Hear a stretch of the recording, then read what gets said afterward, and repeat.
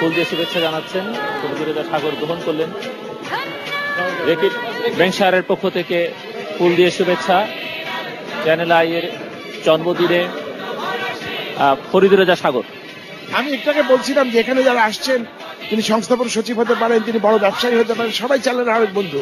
এই মুহূর্তে রেকিব বেনকিজা থেকে যিনি ফুল নিয়ে এসছেন, রেকিব বেনকিজার একজন ঊর্ধ্বতন কর্মকর্তা।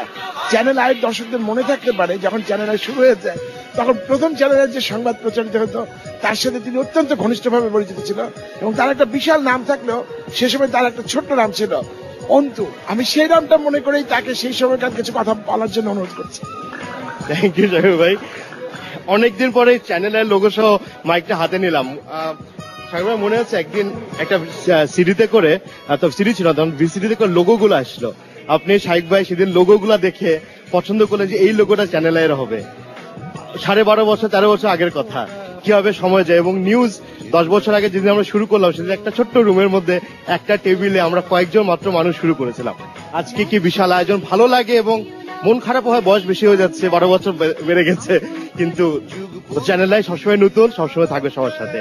Thank you. এসিআই অন্তু ভুলে গেছে কল সাইন, রেকিব বেনকিজারের অন্তু ভুলে গেছে কল সাইনটা দিতে। আমি তো ভুল করবোই, শুধু ওর একটা কল সাইন আমরা শুনি।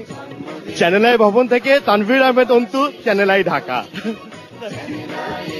অসংখ্য ধন্যবাদ অন্তু আমাদের সঙ্গে থাকবার জন্য। রেকিব ব্যাংকশায়ারের মার্কেটিং ডিরেক্টর আছেন আমাদের সঙ্গে।